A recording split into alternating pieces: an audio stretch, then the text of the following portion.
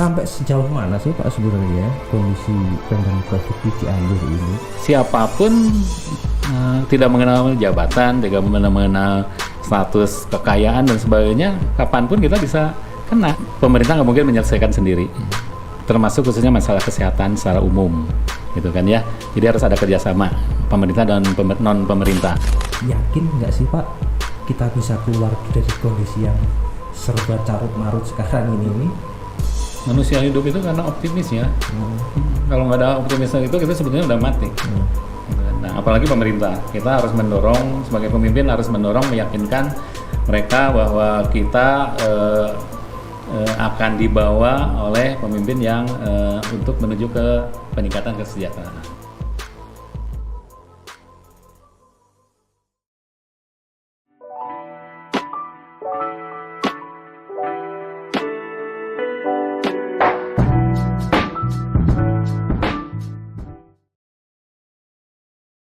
Assalamualaikum warahmatullahi wabarakatuh. Akhirnya kita ketemu lagi dengan podcast John Duty. Nah, kita sekarang juga kedatangan sama tamu yang cukup istimewa juga. Istimewa ya, bukan cukup istimewa karena memang ini jadi orang yang sekarang lagi memimpin Cianjur ini.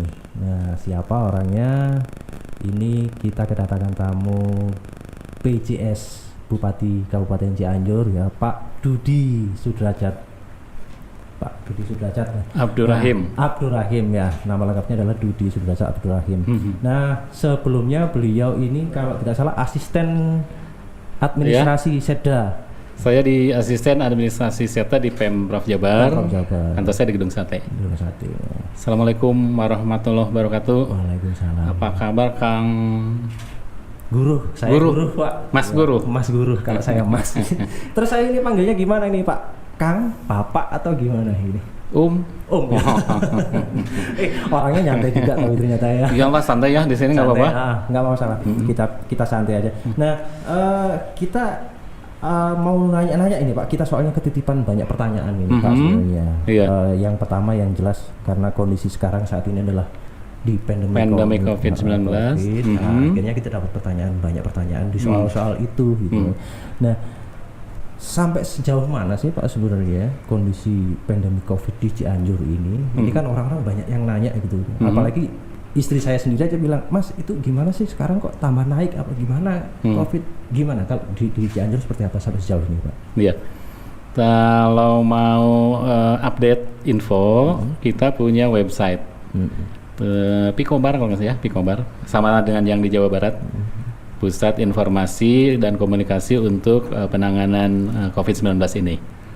Nah, sebelumnya memang belum dibuka penuh. Kalau sekarang sudah terbuka dan update tiap hari. Seperti itu. Karena ini bagian dari transparansi untuk ya sekarang udah nggak mungkin lagi kita menutup data informasi perkembangan seperti itu. Dan saya sendiri di Jawa Barat itu ada Picobar. Sekarang di sini juga dibuka, bahkan jauh-jauh sebelumnya ya udah mungkin 5 bulan yang lalu kita mengirim namanya relawan aparatur negara RAN 100 orang relawan aparatur negara untuk ditempatkan di 27 kabupaten kota. Ya, mereka anak-anak muda yang sehat dirapid dulu untuk diterjunkan ke kabupaten kota terutama untuk memperbaiki saluran informasi. Update informasi dari kabupaten kota ke provinsi. Di provinsi ada Picobar. Tapi di sini juga sekarang udah terbuka ada Picobar namanya, nanti boleh dilihat, siapapun boleh akses untuk bisa melihat perkembangan tentang pandemi COVID-19 ini di Cianjur seperti itu. Iya. Pak, ini kan akhir-akhir ini kan jumlah kasus positif di Cianjur itu kan terus meningkat Pak, apalagi kemarin yang terbaru itu adalah klaster pondok pesantren. Dan yang terbaru lagi itu ASN Camat Cikalong kemarin yang bahkan beliaunya juga sampai menyampaikan informasinya lewat video. Itu saya juga cukup salut itu beliau sampai berani menyampaikan seperti itu. Terus di beberapa dinas kemarin di Dukcapil dan yang sekarang ada yang sampai kantor yang harus di lockdown dan sebagainya. Nah, kondisi seperti ini kok bisa meningkat drastis Pak di Cianjur ini? Ya namanya juga orang manusia. Secara manusiawi kita berinteraksi. Apalagi Cianjur kan juga lintasan dari barat kita akan dilintasi oleh wilayah Bogor terus Jakarta. Apalagi di hari libur, kemarin libur panjang. Dari arah timur kita dari Bandung dan timur dan sebagainya. Hari ini di Gedung Sate itu kita lockdown mungkin di satu tempat itu yang kedua. Yang dua kali. Ada pejabat di saya yang kena, baru tadi pagi saya dapat info. Oh gitu. Nah, saya udah punya pengalaman di Gedung Sate mungkin ya 1-2 bulan yang lalu. Awalnya ada yang kena seorang, di rapid lah, di swab lah, ada hampir mungkin lebih dari 50 orang. Yang positif di satu gedung itu. Satu gedung Sate seperti itu. Dan ya buat saya kan pengalaman ya. Kalau dulu awalnya kan orang juga seperti aib, orang kena COVID seperti aib.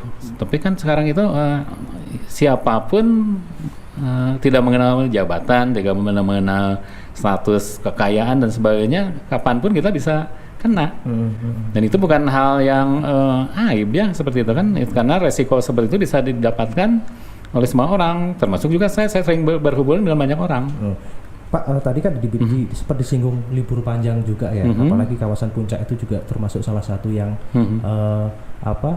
menjadi tujuan wisata. Nah, artinya kan orang-orang juga banyak datang ke Puncak gitu sebenarnya. Nah, apakah itu juga menjadi salah satu istilahnya dua sisi mata uang bagi Cianjur? Di satu sisi itu bisa menghasilkan pemasukan dan mendorong ekonomi di Cianjur, di sisi yang lain juga merupakan jadi risiko penularan juga. Iya. Ya, saya setuju dengan pernyataan tadi. Itu kan di satu sisi kita juga nggak mungkin menghentikan aktivitas ekonomi masyarakat. Di sisi lain kita juga dibayang-bayangi oleh resiko pandemi COVID-19. Nah, oleh sebab itu pemerintah juga nggak mungkin sendiri bekerja. Kita harus bekerja sama. Di antara, kalau kita di Jawa Barat kita yang mengembangkan namanya kerjasama di antara 5 helik, pentahelik, A, B, C, G, M. Ada akademisinya, ada bisnisnya, community, government, dan media, termasuk di dalam penanganan COVID-19 ini. Nah, pada saat menjelang libur, beberapa mungkin hari pertama, mungkin sehari sebelum libur, saya berkunjung mendampingi Pak Wakil Gubernur. Oh, yang kemarin itu. Nah, Pak Wagub. Terus Pak Wagub juga ingin ngecek gimana upaya-upaya antisipasi terhadap libur panjang dari pemerintah Kabupaten Cianjur. Nah, yang pasti kita tempatkan itu ada mobil untuk rapid test di namanya apa ya itu di Puncak ya. Di Puncak ada 2 menempatkan di sana, dan kita juga nggak mungkin semua mobil kita periksa. Ya. Kita sampling. Pak, itu kan kalau kita ngomong masalah imbauan ya, masalah imbauan kepada masyarakat, terus upaya pencegahan macam-macam dan sebagainya seperti yang dilakukan di Puncak kemarin itu untuk rapid test bagi wisatawan yang masuk ke wilayah di Cianjur dan sebagainya, itu sudah dilakukan, tapi ternyata angka penularan kasus positif masih aja ada. Ini ya nggak mungkin juga kan ya.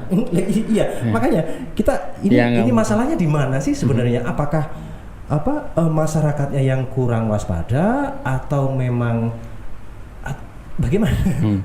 Ya, jadi seperti tadi saya juga jelaskan bahwa pemerintah nggak mungkin menyelesaikan sendiri, termasuk khususnya masalah kesehatan secara umum, gitu kan ya. Jadi harus ada kerjasama pemerintah dan non pemerintah yang tadi saya jelaskan ada 5 pilar. Terus persoalan kesehatan yang saya tahu, saya pernah belajar dulu membantu UNICEF, persoalan kesehatan itu dibagi oleh 4 faktor. Faktor pertama lingkungan, kedua perilaku. Lingkungan dan perilaku ini saling berkaitan. Lingkungan perilaku bisa menyelesaikan 75% persoalan kesehatan. Jadi katakanlah seperti ini, segala macam upaya imbauan dan upaya pencegahan dilakukan, tapi ketika perilaku masyarakat tidak mendukung, maka artinya pandemi itu tetap aja akan berlangsung terus, akan berlanjut terus. Dan untuk perilaku itu kan nggak bisa sehari 2 hari. Kita mau ngasih tahu masyarakat itu nggak bisa nyelesai sehari 2 hari selesai, nggak juga. Perilaku itu harus dimulai dari anak-anak sejak TK, SD, SMP, SMA dan sebagainya. Kayak penggunaan seperti ini, ya penggunaan masker itu kan orientisnya ke preventif kan, ke pencegahan. Cuci tangan ke pencegahan. Ya, terus 3M itu kan ke pencegahan. Saya pernah mengikuti workshop ya di Manila, di ibu kota Filipina, untuk program yang disebut dengan Fit for School. Anak-anak sekolah kebanyakan bolos sekolah karena apa? Karena giginya rusak, terus cacingan. Makanya programnya apa? Programnya di setiap sekolah itu disediakan tempat air bersih. Tidak mewah, tapi yang penting harus bersih, air mengalir. Dikasih tempat air mengalir dan sabun. Terus sebelum ini sering sikat gigi dan yang juga obat cacing. Saya 15 tahun yang lalu tuh cerita tentang kayak begitu. Nah, apakah itu berarti bahwa ternyata tingkat kesadaran masyarakat di Cianjur ini cukup rendah? Ya, itu kan dihubungkan dengan tingkat pendidikan. Ya, pendidikan formal lah yang gampang terukur. Cek tingkat pendidikan rata-rata lama sekolah kita, masyarakat Cianjur secara umum sampai berapa? Saya Jawa Barat aja kan belum tinggi kita. Jumlah profesor, jumlah doktor, jumlah master di Jawa Barat paling banyak dibandingkan dengan Indonesia.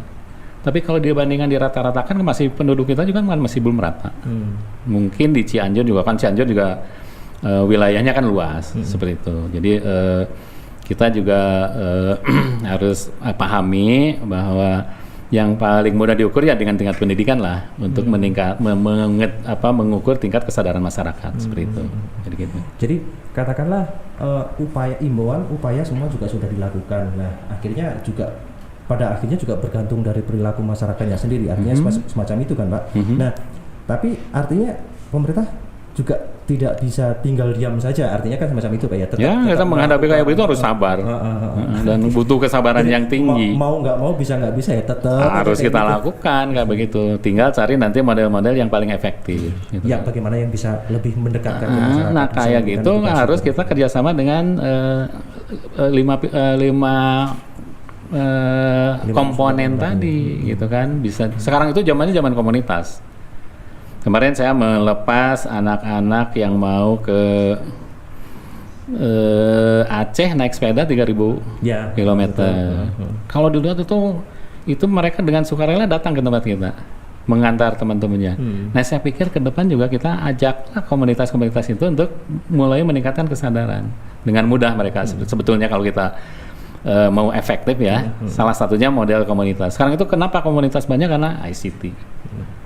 Di handphone saya itu ada grup SD kelas 1, kelas 2, kelas 3, SMP, kelas kayak gitu. Nah sekarang itu pertumbuhan komunitas di tempat kita banyak. Apalagi komunitas yang orientasinya ke kesehatan seperti naik sepeda. Nah menurut saya itu salah satu yang menurut saya kita bisa bantu untuk membantu program-program sosialisasi meningkatkan kesadaran di masyarakat. Salah satunya seperti itu. Nah, Pak, kalau kita bicara masalah pandemi COVID, artinya kita juga tidak akan pernah bisa menafikan bahwa ternyata COVID ini juga punya andil yang cukup besar di perekonomian. Dampaknya kan juga cukup dahsyat itu, di mana pengangguran juga bertambah, berkurangnya penghasilan masyarakat macam-macam dan sebagainya. Nah, apakah dampaknya hanya di bidang perekonomian saja apa bagaimana? Ya ke sosial ekonomi seperti itu. Apalagi ini kan memutus persoalan aktivitas manusia sosial ya, untuk saling biasanya ya sholat aja seperti itu kan, itu aktivitas salah satunya kan kita juga berdekatan dan sebagainya, saling berkunjung dan sebagainya. Itu kan diputus sekarang, dikurangi. Nah, terus aktivitas itu juga aktivitas ekonomi, juga transaksi ekonomi kan berhubungan dengan kegiatan interaksi antar orang, antar manusia. Nah sekarang dengan pandemi COVID kan kita dibatasi, dampaknya adalah ke pengurangan aktivitas kan, ke pengurangan ke produksi. Artinya produktivitas masyarakat juga pasti akan turun. Kemarin di data terakhir di Indonesia itu kan triwulan keempat itu kita sebetulnya sudah resesi, minus 3, sekian pertumbuhan ekonomi, karena produk kita turun. Nah produk turun bisa jadi kan ada sektornya, ada beberapa sektor. Mungkin di jasa, kalau mungkin kerasa di tempat kita misalnya di Cianjur, daerah Cipanas itu kan tempatnya wisata. Itu kan pasti jasa perhotelan, jasa kuliner dan sebagainya. Pada saat orang dikurangi, dibatasi untuk hadir ke tempat kita, pasti aktivitas itu menurun dan produktivitas kita akan turun seperti itu. Nah, kalau di 98 ketika terjadi krisis moneter, krisis ekonomi di tahun 2000 berapa? 2000 itu juga terjadi 99, 2000, 96, 97, 99 sampai 2000. Itu juga terjadi resesi juga, terjadi masalah. Nah, orang banyak bilang bahwa UMKM ini adalah salah satu bidang yang memang tidak banyak terdampak, tapi nyatanya sekarang UMKM juga sangat terdampak gitu, Pak. Di mana itu kan kalau ini dari informasi yang kita dapat Pak ya, bahwa ternyata memang ada sekian banyak UMKM yang akhirnya terpaksa gulung tikar. Nah, berarti artinya kan bahwa pandemi ini juga memberikan pengaruh yang sangat signifikan sekali. Ya, pasti. Artinya rentetannya begitu panjang gerbong masalahnya itu. Nah, ini gimana ini caranya Pak untuk dongkrak biar katakanlah ya kalau di Jawa Barat itu kan sudah pemerintah kan juga sudah mencanangkan ini ya adaptasi kebiasaan baru. Artinya semuanya sudah mulai ditata, artinya tetap aktivitas bisa mulai berjalan asalkan dengan protokol kesehatan yang baik dan benar macam itu. Nah, sampai sejauh mana ini UMKM di Cianjur? Gimana, Pak? Ya kan persoalan ini juga bukan persoalan Cianjur, Indonesia, Jawa Barat dan sebagainya. Di dunia juga sama kan kayak begini. Pada umumnya kayak begitu. Nah, tentu ini juga mendorong kita untuk berinovasi, berkreasi. Seperti apa ini Pak? Kalau kita bicara ngomong masalah. Ya sekarang ada pandemi, tidak ada pandemi, hidup kita dipengaruhi oleh teknologi informasi dan komunikasi. Ya, sekarang dengan adanya pandemi kerasa sekali. Kita harus pakai Zoom, pakai apa? Saya dalam waktu yang bersamaan bisa 3 Zoom untuk rapat. Dalam satu waktu bersamaan? Dalam satu waktu yang bersamaan. Istri saya ngajar dosen. Sekarang itu sidang aja pakai Zoom. Seperti itu. Jadi tanpa pandemi pun kita dipengaruhi oleh kehidupan perubahan lingkungan strategis itu gara-gara ICT. Ditambah lagi pandemi sekarang, maka kita akan kerasa sekali percepatan pemanfaatan ini harus udah nggak bisa lagi dihindari. Jadi artinya bahwa pelaku UMKM ini mau tidak mau, bisa tidak bisa, maka mereka harus segera bermigrasi untuk beralih ke digitalisasi ya, itu. Saatnya sekarang. Minimal paling tidak mengenal internet semacam itu, Pak. Ya sebetulnya belum tentu mereka harus melek ya. Banyak cara yang bisa dilakukan. Seperti apa itu? Ya bisa dibantu banyak orang. Saya di sini punya temen, kalau mungkin kenal Mario Davis. Itu ya, saya udah lama kenal dengan beliau itu di relawan TIK. Relawan TIK di Indonesia itu sudah ada. Pertama di launching itu saya di Bandung dulu. Saya juga penasehatnya di Indonesia itu ada. Cianjur itu ada relawan TIK yang bisa membantu masyarakat ya. Kadang-kadang mereka itu bukan ahlinya di bidang IT, bukan ahlinya di bidang pemasaran. Mereka harus dibantu oleh orang-orang dikeroyok gitu. Kan masyarakat mikro gitu kan, orang-orang mikro gitu kan bisanya cuma produksi, gitu kan. Mereka bukan ahli marketing, mereka bukan ahli digital. Gitu. Nah, ini kalau misalnya para pelaku UMKM di Cianjur ini, katakanlah mereka yang istilahnya kurang melek internet dan sebagainya, mereka harus lari kemana? Ya makanya kita waktu ini kaitan dengan pandemi COVID juga. Jadi pada Cianjur masih mending, kemarin itu kita udah masuk ke kuning. Nah kalau ke kuning itu artinya kita sebenarnya udah memikirkan tidak lagi ke kedaruratan kan, kedaruratan artinya sudah mulai turun lagi. Harus mulai mikir ke pemulihan ekonomi. Enggak, ya yang saya tekankan berarti kondisi COVID-19 di Cianjur ini mulai turun lagi apa bagaimana? Ketika sudah kalau statusnya kuning. Minggu kemarin kita sempat kuning. Awalnya oranye kan? Betul, awalnya oranye, sekarang ke kuning. Berarti artinya ada penurunan. Ada penurunan, seperti itu. Nah, tapi kalau misalnya ketika ada penurunan ini kan kadang-kala psikologis masyarakat, wah udah mulai turun ini. Nah akhirnya udah kayak bebas aja gitu. Nah itu juga bagian dari sosialisasi, bagian dari perilaku yang harus diingatkan terus gitu kan. Nah, berarti memang ketika malah COVID turun, maka semestinya masyarakat harusnya jauh lebih waspada lagi berarti. Betul, seperti itu kan. Tetap kewaspadaan itu kan harus tetap kita jaga. Karena kan kita juga nggak tahu kapan kita puncak pandemi kita akan terjadi di tempat kita. Kita juga belum ada yang bisa memprediksi kayak begitu.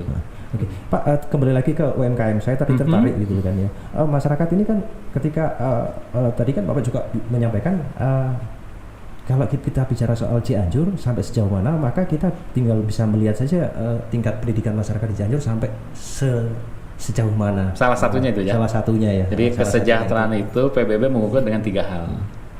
Pendidikan, kesehatan, dan kemampuan daya beli. Yang disebut dengan Human Development Index, yang disebut kesejahteraan itu salahnya.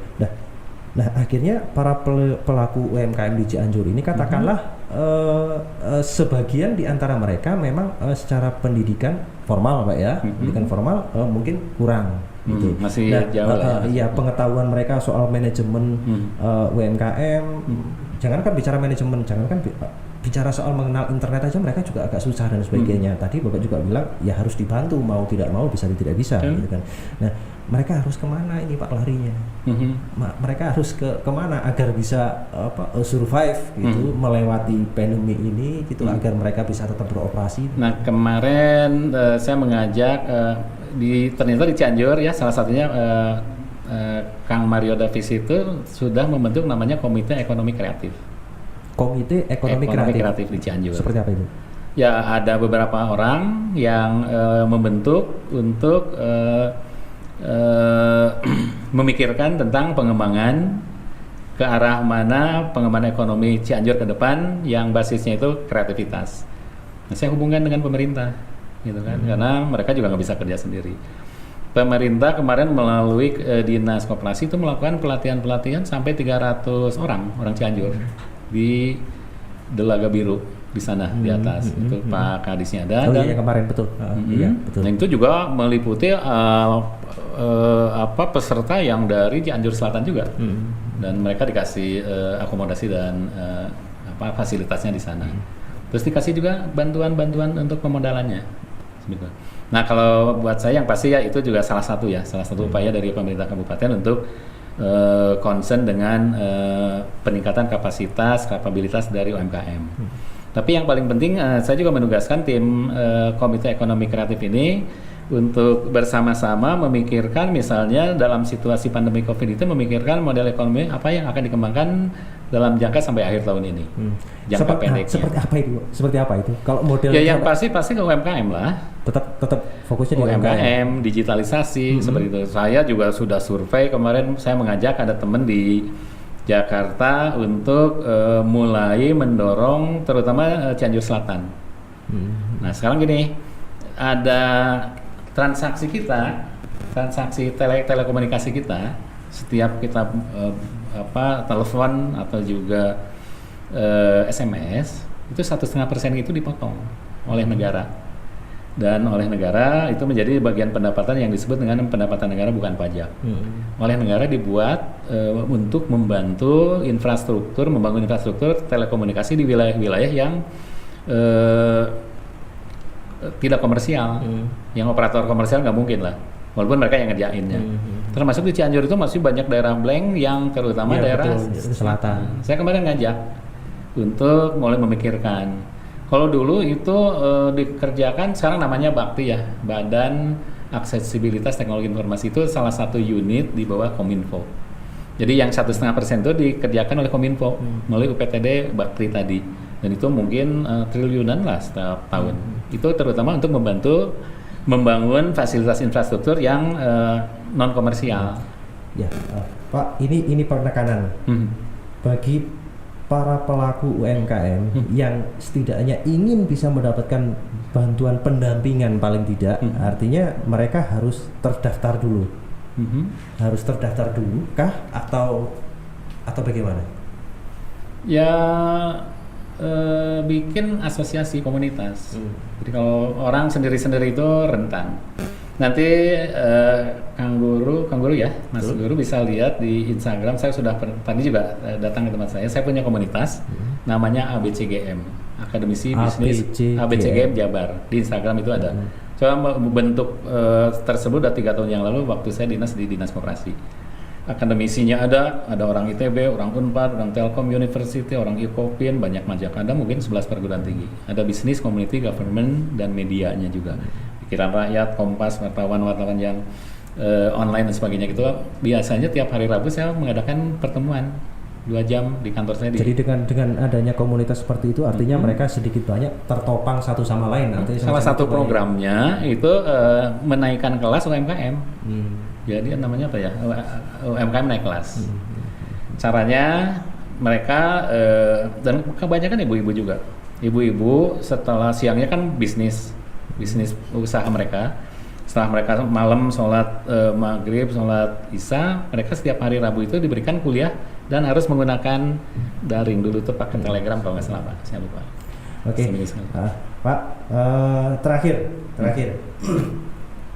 Dengan kondisi yang seperti sekarang ini, yakin nggak sih Pak kita bisa keluar dari kondisi yang serba carut marut sekarang ini dengan kondisi yang sampai hari ini yang kita alami ini, yakin nggak sih kita bisa keluar dari kondisi yang seperti ini? Manusia hidup itu karena optimis ya. Kalau nggak ada optimis itu kita sebetulnya udah mati. Gitu kan. Nah, apalagi pemerintah, kita harus mendorong, sebagai pemimpin harus mendorong, meyakinkan mereka bahwa kita akan dibawa oleh pemimpin yang untuk menuju ke peningkatan kesejahteraan. Nah, kita harus seperti itu, kita harus optimis.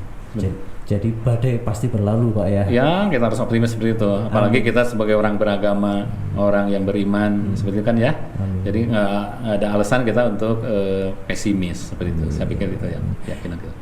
Oke, tadi juga kita sudah bicara panjang lebar. Nah, kita bicara masalah sekarang kondisinya juga COVID di Cianjur sudah mulai turun, Pak ya. Insya Allah. Tapi artinya meskipun turun itu juga bukan berarti kewaspadaan makin turun, tidak. Tapi malah sebaliknya makan harus lebih tinggi kewaspadaan. Nah, Pak, kita gitu juga ya. harus beritanya harus seimbang ya. Kita juga lihat angka kesembuhan kita misalnya. Nah, itu. Yang sekarang ada klaster yang mana. Tapi kan sebenarnya kita juga sudah merawat yang sakit dan sekarang sembuh. Tingkat kesembuhannya seperti apa? Nah, ya artinya memang bahwa ada optimisme yang sangat tinggi, Pak ya, di balik semua ini, Pak ya, bahwa semuanya juga pasti akan segera dengan tetap waspada. Dengan tetap sekali lagi waspada dan tetap memperlakukan disiplin protokol kesehatan, itu yang paling penting, Pak ya. Sangat penting sekali. Minimal memakai masker, mencuci tangan dan menjaga jarak, Pak ya, dan menjauhi kerumunan. Itu soal masalah UMKM, perekonomian dan sebagainya, yakinlah bahwa situasi seperti ini pasti akan kita bisa lalui bersama-sama. Amin. Dan kedepannya kita juga pasti akan bisa berjuang bersama-sama semacam itu, Pak ya. Oke, terima kasih waktunya bisa mengikuti podcast John Ruti. Selanjutnya kita akan menghadirkan narasumber yang lain. Terima kasih, Isti, sukses. Terima kasih Bapak, terima kasih atas informasinya. Terima kasih. Assalamualaikum warahmatullahi wabarakatuh.